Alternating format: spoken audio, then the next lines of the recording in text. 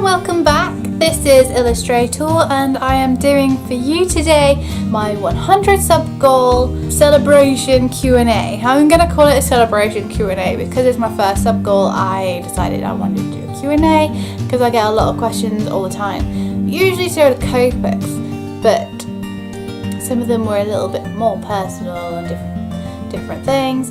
So I wrote out what the questions were that I've been receiving, and I have 10 of them for you guys. So if I just put my glasses on, I can read them for you. So, oh gosh, I am also quite reflective as well as my glasses apparently. Number 1, how long have you been drawing?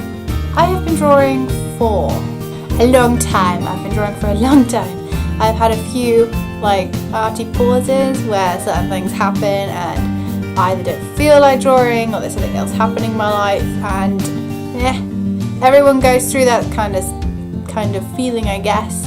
I can't be the only one to feel like that sometimes, so yeah, it's a little bit cringy, but you do have some times where you feel a little bit sad and you just don't feel like it. It's not necessarily art block because it's not, it's something a little bit different to art block, which I'm not really sure how to explain. It's more like your emotions go, no! I'm going to speak as if it's someone else. Number 2, what inspired you to make art and or return to it? I was inspired to make art / return to it because I wanted to find myself a little bit, like find myself. And I ended up wanting to play with different pens, and then characters happened. So that's kind of why I returned to it. I just enjoyed it. It made my soul happy. That does sound a little bit hippie. It made my soul happy, and that is why I do what I do. Yeah, kind of plain and simple for you there. Number 3, why YouTube videos? I chose YouTube because, well, it's a question I ask myself a lot, and I still kind of don't really know why I chose YouTube. I think the main reason why I chose YouTube was because I wanted to share what I was doing on a social platform, and because I wanted to use the pressure of having to create something beautiful every week as motivation to get off of my ass and keep that creative bone alive. Which I must say, since starting, I am feeling incredibly creative, incredibly motivated, empowered, and I've kind of feel like I've motivated myself by doing this. Yeah, that's kind of like a good explanation. It's given me more courage to speak to the camera. What's really weird though is I took my camera out with me to attempt some vlogging. I'm such a chicken! I took it with me, I took it out, was like, I'm gonna do some vlogging, la la la, and then froze because there was loads of other people around, right? And I was just holding this camera up thinking, everyone's looking at me. It's no different to recording now, really, except for there would be other people in the room, and I don't know. That's a little barrier for me to hop over at some point right now. It feels no, I can't deal with that. Number 4, when do I start YouTube, or how do I start YouTube? I started YouTube as soon as I had the courage to, really. I had in the past made a couple of small videos that I never really put up. And if you are choosing YouTube as your main platform, I would say start as soon as possible. The sooner you start, the sooner people will see you, the sooner you get onto an algorithm. Number 5, where did you study? I chose to study locally because I didn't want to have a massive education bill, because you can take student loan out on housing as well as tuition and maintenance fees, which is basically for food, books, water, whatever, right? As long as a lot of people don't spend it on the things they're meant to, but that is what it's there for. And at the time, I can't remember how much it was, £1,000 per year, but it was a lot. Linked to that question, why did I choose college / uni over self-taught? I chose education through uni and stuff because I needed the kick up the ass. I needed someone to go Tor, go, you can do it. This is what you have to do. This is a brief. Go and interpret it how you want to. Go. Number 7, how did you decide which shows and events to attend? I choose the events that I do based off suggestions of other people or kind of happy coincidences as and when they happen. So Leamington Comic Con was an exception. I'd been attending Leamington Comic Con for many years. Well, I say many years, since they started, which I think was 3 years ago. And I have always said, oh, I love it, I love it, I'd love to be a part of this. It's a great community, it's a great feeling, it's a great day. Everyone's so lovely, I love it. But like, when they first started, education was stopping me. I didn't have the time to put into it. And then I think money got in the way. And then it's either money or job or something got in the way there.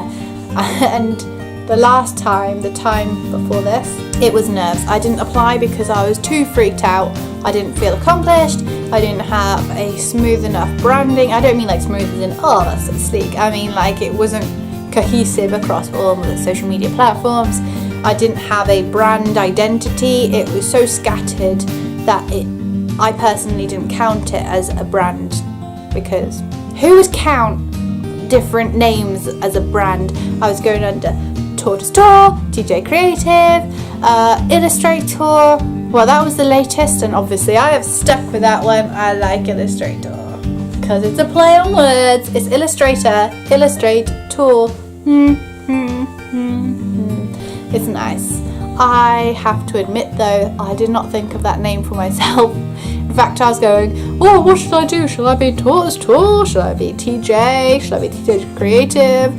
I have all these names that I really like. It was actually my brother that suggested the name, and it took me a moment. He went, how about Illustrator? And I went, are you trying to be funny? Yeah. Are you trying to pull on my leg? That's silly. You can't just say, hi, I'm Illustrator. I illustrate. And he went, no, that's not what I meant. And he said, illustrate tour. I went, illustrate tour. Illustrate tour. I love it. And since that point, I was just like, that's what I'm going to be. I'm going to be Illustrator. I'm going to bosh it out now. I'm going to purchase the domain name so no one can nick my name and stuff. So that is what I did. Number 8. What sells great at your store? To be honest, it's varied. I was expecting the magnets to be really, really popular just because they're quirky, they're cute, they're little sets, they're nice gifts. People like that kind of thing and they're quirky. It's not something you see every day. So that's what I went in expecting. But what actually happened was people went, they're cute, but I want to wear it. I want it as a badge. So they were buying the badge packs instead, which is fine by me. I love making the badge packs. So I went in expecting one thing and came out with something else. And I've done a few smaller shows since then, like I will be doing tomorrow. Well, tomorrow from when I'm filming this, like 6 days ago from when this goes live. So yeah, basically you've got to be quite open-minded with what you're doing. So take enough stock that you have enough to put on your table and make it look good, and maybe a tiny bit of overstock underneath the table. Don't crowd it. Nobody likes a crowded table. No one wants to think they're doing pick and mix of your tabletop. It's like a jumble sale otherwise. You don't want it. Number 9. How do you survive as a starving artist? This is a big one for you, Tor. How do you survive as a starving artist? Survive? Oh, you think I'm surviving? Woo! Well, that's a win. You think I'm surviving? Well, thank you. I am just surviving. I have a part-time job that works alongside the creative side of me, and I've got a 50-50 mix. So that's working well for me. So I am trying to prepare for it just in case the job disappears, because you never know what the future holds. I'm trying to make the other half of me, the creative half, self-sustainable. Does that make sense? I have been doing commissions and freelancing on and off for different things. I've done a couple of branding ones recently and some illustrations, and it's so much fun. I have loved doing these illustrations. They like fill me with joy. I'm not even joking. When someone asks me to do something, I'm like, yes, I can do it. I can do it for you. I can definitely do it. Obviously, some things take longer, but meh. That's just what happens, and it depends on the different style that you're using. If you're like me, I have a couple of 3 or 4 different styles that I bounce between. So there's obviously the Copic style that I use quite frequently. There is a watercolour style, which I haven't actually shown on YouTube yet. I am recording what I'm doing. I've still got some more layers to go into yet. So that will probably feature at some point in the future on the channel. You might see that. I do charcoal and chalk work. That's rarer these days, but I'm itching to get it back out again, so I put it on view so I can see the materials. I'm like, I want to do that. I'm busy at the moment, but I will get there. There's vector art, which I do. That takes slightly longer than probably someone who uses the programs every day. I'm not going to name drop because there's several different programs I can think of off the top of my head that you could use for vector art. So as far as starving artist goes, I'm not quite starving artist, but I feel like I'm walking a tightrope at the moment. I don't feel stable in either direction. Just keep swimming, and as I would say at the end of my videos usually, just keep doodling. And the last question for you, what are your next goals, Tori? What's your next goals? So my goals are basically, I'm considering moving my videos to Sunday because it's chill day, right? Everyone likes a bit of a chill day. I feel like my videos on Monday aren't on the best day possible, on the best day for them. Like at the moment it's okay. I'll probably change it in the next couple of months, but I'm not sure. Just checking my list. I want to upgrade my social networking banners and put in new illustrations that I've done and change the texture and stuff like that, and I want to push that out across all of them. And with that new style of banner, I want to start at my Etsy shop because I haven't got that far yet, and I have been told repeatedly I should be doing Etsy. It apparently is very up my street. I am quite nervous about this because I can't even upkeep my Redbubble, so I'm going to test myself. The next month or two, I'm going to try and push what I've been doing on my Redbubble. Not like push, here it is. I mean like update the content on there and then go, hey guys, I've refreshed my page, this is what it looks like. I would love to hear your feedback. Great for gifts. And the last techie thing on that new stuff is I want to finally get my website out there. People say, hey, I like your stuff. Do you have a website? And I have to go, I don't have a website.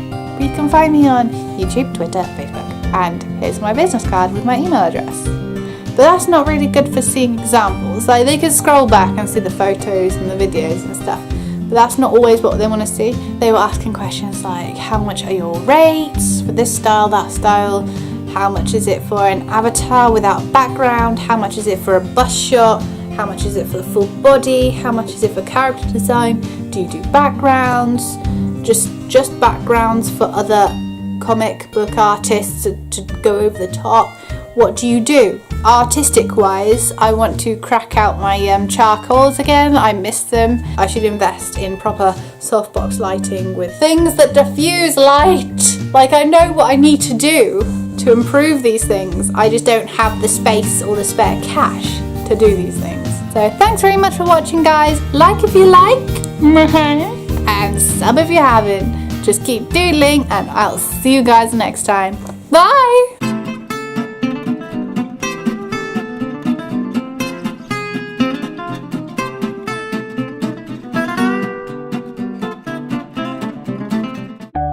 So thanks very much for watching, guys. Like if you liked and sub if you haven't. Just keep doodling. Bye!